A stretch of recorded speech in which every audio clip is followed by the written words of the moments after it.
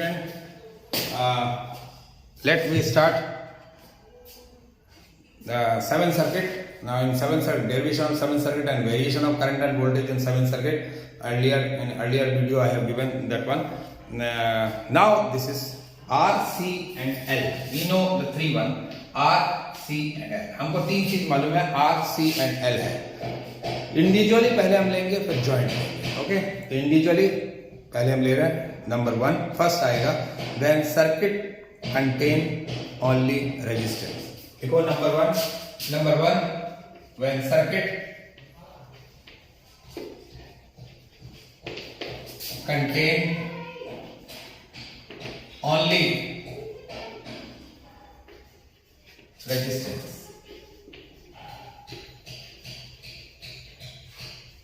When circuit contain only resistance, सिर्फ resistance circuit में है तो हम क्या करें. चलिए, you see here this is a circuit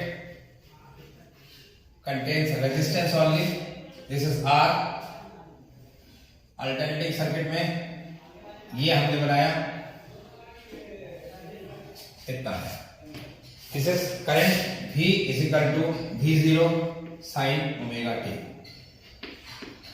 okay, now this is VR. ये हमने ऐसा किया. कितना समझ आ गया. चलिए अब जरा हम ये देखें, ये अप्लाइड वोल्टेज है. मतलब ये जो AC है, ये AC इतना वोल्टेज ऑफर कर सकता है. अब जरा सोचो, जब AC चालू हुआ, जो ही AC का फ्लो स्टार्ट हुआ, तो at that instant this becomes plus, this becomes plus, so this becomes minus. यही होना चाहिए ना. ये प्लस, ये माइनस. यहां से करंट फ्लो हुआ होगा, ऐसे गया, ऐसे गया, ऐसे गया, ऐसे गया, ऐसे आया. But in second half cycle जब ऐसे आया, अब अगला हाफ साइकिल तो ये प्लस और ये माइनस, ऐसे ही हो जाएगा. बट हम पहले साइकिल की बात करें, जब हम ये करंट ऐसा आया, तो जब ये करंट ऐसा गया, तो उस कंडीशन में इसका वोल्टेज कितना है, VR. तो ये क्लोज लूप तैयार हुआ. ये क्लोज लूप देखो, और जब क्लोज लूप तैयार हुआ तो उस कंडीशन में किरचॉफ का वोल्टेज लॉ अगर हम लगाएं, तो किरचॉफ का वोल्टेज लॉ अगर यहाँ पे लगेगा तो क्या होगा. किरचॉफ का वोल्टेज लॉ होगा total voltage, net voltage VR, ये वोल्टेज, ठीक है. VR क्यों यहाँ, क्योंकि यहाँ एंड क्या है, यहाँ से यहाँ तक कहाँ जा रहा है, ये वोल्टेज, ये अप्लाई कीजिए, ये अप्लाइड वोल्टेज है दिस, ठीक है. ये VR है, ये अप्लाइड वोल्टेज है. तो यहां से अभी आप ऐसे ही समझो, चलो, ठीक है. तो यहां से करंट ऐसा गया तो वोल्टेज ये लगा, तो माइनस से प्लस ये वोल्टेज है यानी V. यहां से ऐसे गए, करंट ऐसा जा रहा, let's suppose current is I.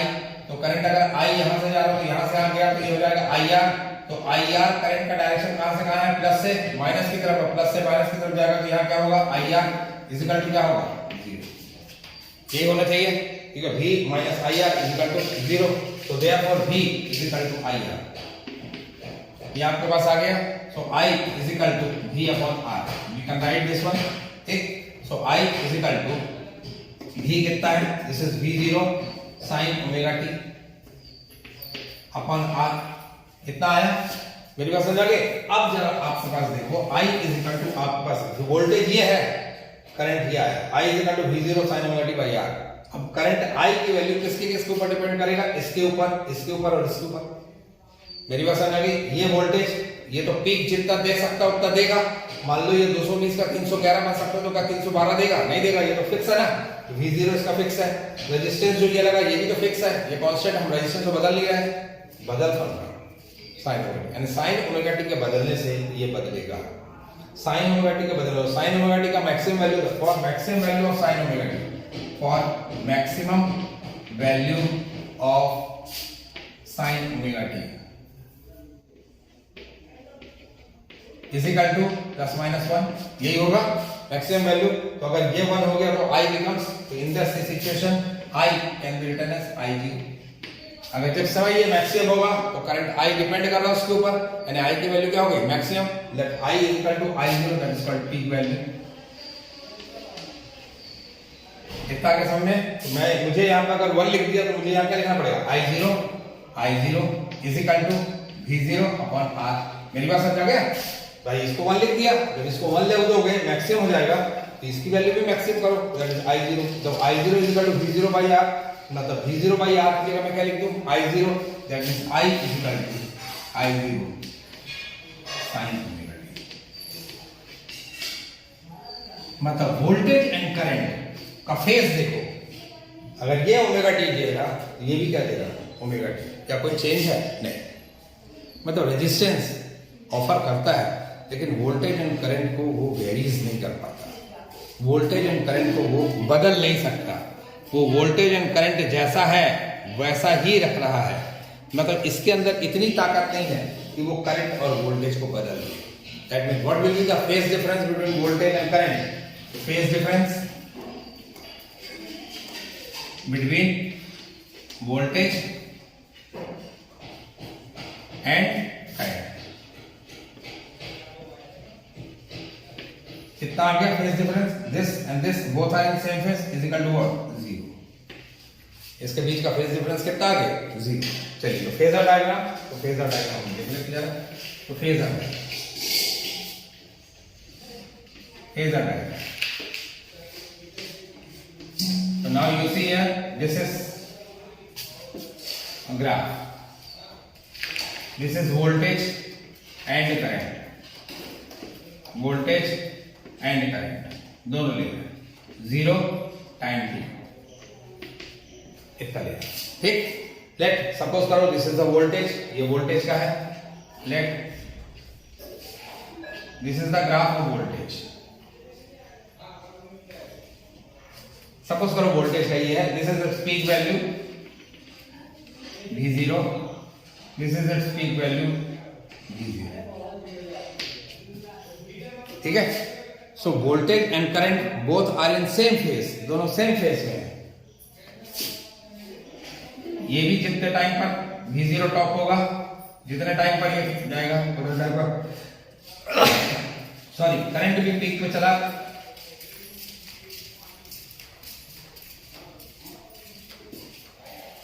This is current. जितने टाइम पर है, ये अगर 0 है तो अगला हम क्या लेते हैं एंगल, जरा याद करिए, अगला एंगल हम क्या लेते हैं 0 के बाद π/2, तो this is π/2, this is pi, this is 3π/2 and this is 2π। कितना आ गया? इस पर करंट ये दिख रहा और ये है करंट का I0, late this is I0 and this is also the I0। अब सवाल ये उठा कि सर ये येलो वाली जो लाइन है वो बड़ी है, जबकि वोल्टेज एंड करंट दोनों सेम फेज में है, लेकिन करंट को नीचे क्यों बनाया आपने?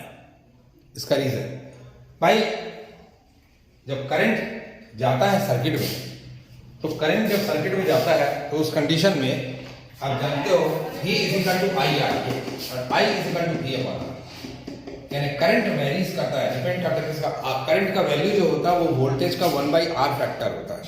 यानी अगर वोल्टेज हमारे पास 100 रहा, अगर V हमने 100 दिया होता और R अगर 10 है तो करंट की वैल्यू कितनी है? करंट की वैल्यू तो कम हो जाएगी ना, इसलिए करंट का ग्राफ जब भी बनाते हैं तो उससे नीचे बना देते हैं। मेरी बात समझ आ गई? This is a phasor diagram, do it.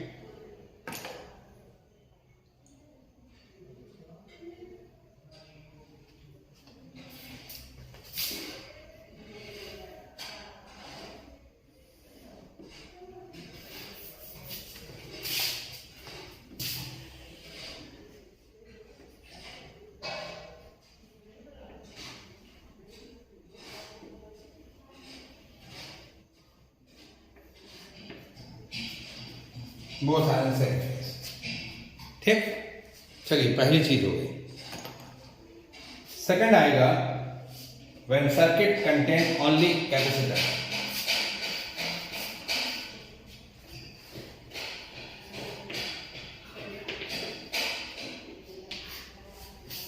और when circuit contain only capacitor, इतना आप कर लेंगे। इतना करने के बाद अब आएगा circuit contain only capacitor.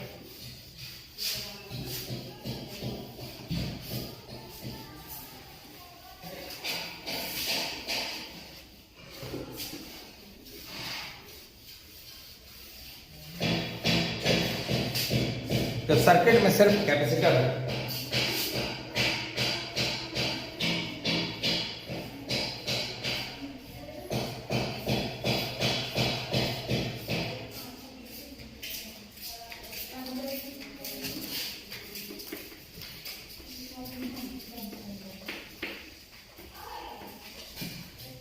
Let circuit is this containing capacitor here. Applied voltage is V is equal to V0 sin omega t. अब इसने वोल्टेज दिया, जरा अच्छे सुन लेना, इसने वोल्टेज दिया. What is the role of capacitor? Capacitor का काम क्या होता है? चार्ज को स्टोर करना. तो सबसे पहले चार्ज की कैपेसिटर की कैपेसिटी कितनी है? C है. तो जब चार्ज को स्टोर करेगा तो let it store a charge Q. ठीक है, तो लेट नंबर 2 है, let charge store by capacitor is Q. इतना चार्ज स्टोर करेगा. तो therefore Q is equal to कितना होगा? C. इतना हमने लगा दिया. Q is equal to CV यानी Q is equal to C V0 sin omega t. इतना समझ आ गया? ठीक है, इतना आगे समझे. चलिए, इतना समझ आने के बाद अब चार्ज स्टोर करने के बाद कैपेसिटर क्या करेगा? कैपेसिटर धीरे धीरे चार्ज को रिलीज करता है. ठीक है, in a small interval of time dt. So that means it will release now flow of current through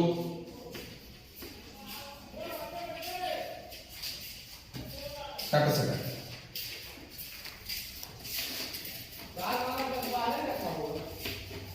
I is equal to dq by dt. या पास आ गया. तो I is equal to d by dt. Q की value put कर दो, CV0 sin omega t. इतना आगे समझे. तो I is equal to we can write CV0 d by dt sin omega t. इतना आगे समझे. sin ओमेगा t का हम डिफरेंशिएशन कर रहे हैं तो क्या होगा? I is equal to CV0 omega cos omega. मेरे पास इतना आ गया. चलिए, अब cos ओमेगा t को sin में अगर लिखना है तो हम दो तरीके से लिख सकते हैं. sin 90 minus theta, sin 90 plus theta, दोनों में होता cos थीटा. तो मेरे पास आ गया as sin pi by 2 plus omega t is equal to cos omega t. तो यहां पे लिखेंगे I is equal to CV0 omega sine omega t plus pi by 2. इसको ऐसे भी लिख सकते हैं, ये आपके पास है. ठीक है, तो करंट का ये वैल्यू आया. करंट, अब करंट का ये वैल्यू आया I is equal to CV0 sine omega. मतलब इस जगह पर करंट अब किसके ऊपर डिपेंड किया? देखो, कैपेसिटर का कैपेसिटेंस तो वही है, V0 भी सेम है, इसकी एंगुलर फ्रीक्वेंसी भी वही है, ये फ्रीक्वेंसी एक जो अप्लाइड हो रहा. तो अब ये डिपेंड कर रहा है इसके ऊपर. जब इसके ऊपर डिपेंड कर रहा है sign omega t plus pi by 2, so therefore क्या होगा? For maximum value of sine omega t plus pi by 2, इसके लिए क्या आएगा? मैक्सिमम वैल्यू ऑफ इसका, तो यहां पर हो जाएगा I sine omega t plus pi by 2 is equal to plus minus 1. इसकी वैल्यू मैक्सिमम साइन की वैल्यू 1 होगी, तो यहाँ पे हो जाएगा I is equal to I. आपके पास आ गया पीक वैल्यू. तो I इज इक्वल टू, तो यहाँ पे हो जाएगा क्या? I0, ये हो गया 1, CV0 ओमेगा. यही ना आया? ठीक है, तो मतलब इस जगह पर मैं यहाँ पर कर दूं I is equal to I0 sine omega t plus pi by 2. देखो, करंट का इक्वेशन ये आ गया. This is the equation of current. ये करंट है.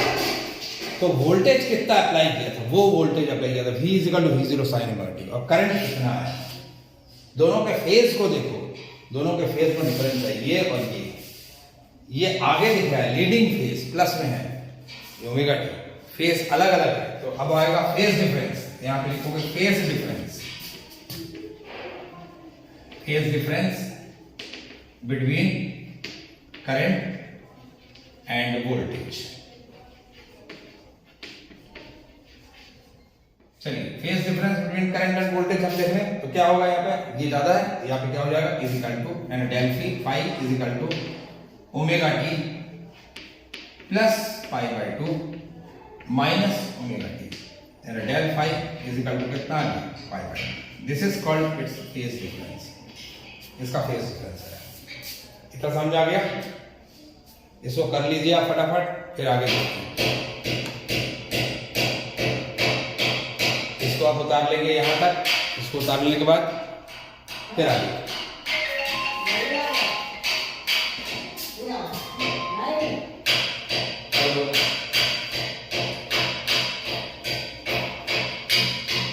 हाँ देखता हूँ अगर है कि नहीं। प्रिंसिपल सर के कॉक है, केबिन में गया तो वो 9 का दिख रहा है ना। इसलिए देख लो हाँ वो वाली को जरूर देखता हूँ वो कॉक।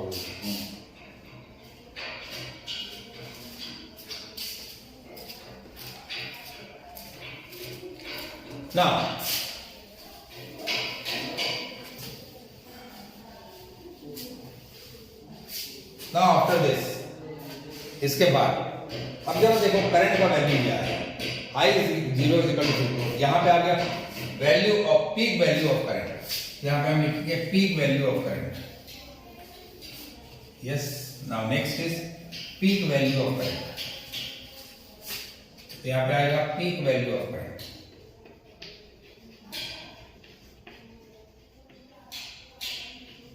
इसका पीक वैल्यू ऑफ करंट कितना आ गया? I0 is equal to CV0 omega. ये आया, ठीक है। Peak value of current is इतना, I0 is equal to CV0 omega. Therefore reactance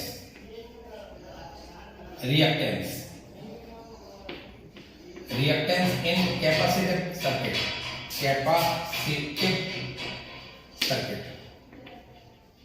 reactance हम निकाल रहे हैं। तो यहां पे मैं लिख सकता हूं V0 upon I0 is equal to 1 upon omega C। लिख सकता हूं ना, इसको यहां पलटा दिया V0, ठीक है। और हमको मालूम है V upon I is equal to क्या होता है? R। तो V0 बाई I0 सर्किट है ये, तो इसके लिए हम क्या दिखाते हैं? X। हम ऑलरेडी पहले पढ़ चुके हैं रिएक्टेंस, तो इसके लिए हम दिखाएंगे क्या? XC।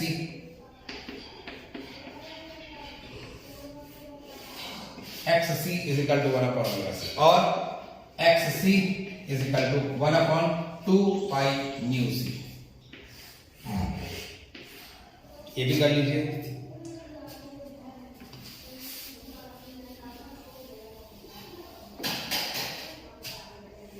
ठीक है, XC is equal to, अगर ग्राफ प्लॉट करोगे इसके बीच में, ये देखो ग्राफ प्लॉट हो रहा XC और फ्रीक्वेंसी, इसके बीच में अगर ग्राफ खींचोगे तो क्या आएगा? यहाँ पर ये कर्व आएगा 1 बाई, ये है ना फ्रीक्वेंसी इसके बीच में, ये आएगा कर्व। जैसे ये बढ़ेगा ऐसे ये डाउन होगा। बना लीजिए फटाफट।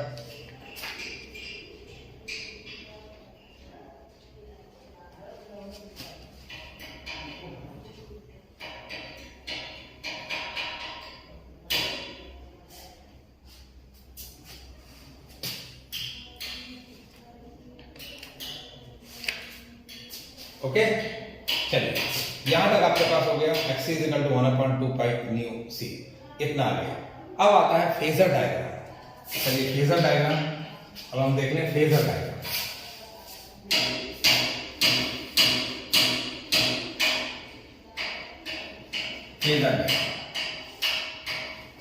फेजर डायग्राम में अगर हम देखें तो मेरे पास ये आया graph,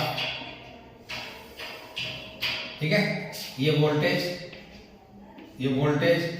current I, pi by 2 pi, 3 pi by 2 2 पाई। ये टाइम, ये देखिए, ये आपके पास है सपोज करो V0, ये इसका पीक पॉइंट है। ऐसे गया ग्राफ, ऐसे आया, लेट दिस इज माइनस, ये आया यहां ऐसे। ये तो आ गया वोल्टेज का, ठीक, मेरी बात समझ आ गई। चलिए वोल्टेज का यहाँ आ गया। अब हम करंट का देखते हैं। तो करंट में क्या था? करंट में अभी आपके पास इक्वेशन जब था तो उस इक्वेशन में क्या था कि वोल्टेज के लिए आपका था V is equal to V0 sine omega t, और करंट के लिए क्या था? I is equal to I0 sine omega t plus pi by 2, यानी पाई बाय 2 से ये आगे था, मतलब करंट ऑलरेडी यहां पे था। जब ये 0 पे था तो करंट ऑलरेडी यहां पे, और जब ये पाई बाय 2 पर गया होगा तो करंट लौट गया। ठीक, करंट ये लौट गया। अब करंट का वैल्यू यहां आया ऐसे, ये हम ऐसे ले लें, यहां थोड़ा सा नीचे ले लें, ये ऐसे आया। ठीक है, अब करंट का यहां हमने ले लिया, तो जिस वक्त ये 0 पे आया होगा करंट ये आ गया। ठीक है मेरी बात। उसके बाद जब ये यहां पे आ गया यहाँ, और जब ये यहां पे जा रहा है, इस जगह पर जा रहा है 0, तो करंट यहां चला इस तरफ, यानी करंट बिकम्स लाइक दिस। तो दिस इज करंट। मेरी बात समझ आ गई? This is V0 and this is I. This is V0, this is I.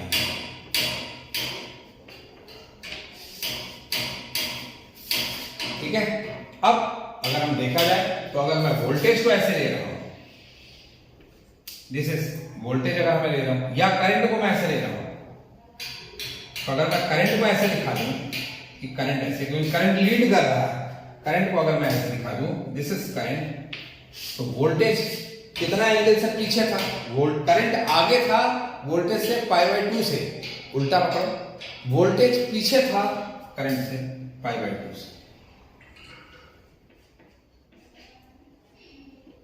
Pi by 2 से पीछे VC। एक शॉर्ट फॉर्म में हम इसको ऐसे दिखा दें।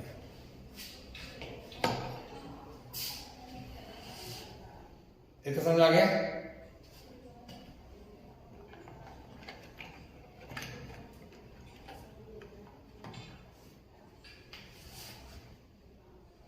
अब जरा इसको बनाने के बाद एक बात और चीज आई आपके पास, वो ये कि ये formula XC is equal to 1/2 pi nu C. Now in DC, nu is equal to 0. तो XC इनफिनिट, इसकी वैल्यू इनफिनिट हो जाएगी। ठीक है, तो Y condenser blocks DC very high. DC condenser जो है वो अगर DC सर्किट में लगा देंगे तो बहुत ज़्यादा ब्लॉक करेगा, मतलब रेजिस्टेंस से भी ज़्यादा ब्लॉकेज पावर है कंडेंसर का। ठीक है ना, because has frequency 0 and the frequency is 0, that means XC is infinite.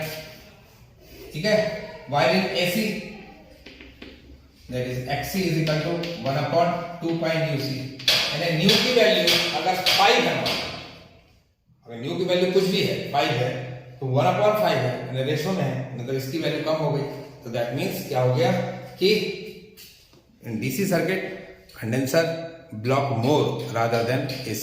तो लिखो Y, क्वेश्चन लिखिए, साइड में लिखिए Y condenser block DC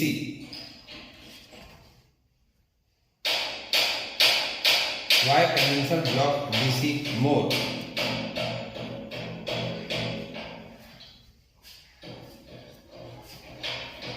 rather than AC.